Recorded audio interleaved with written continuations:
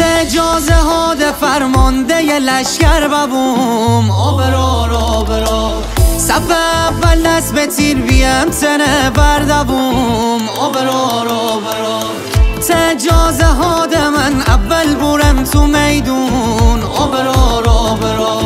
جان ناقابل من ببتی سر غربون آبرا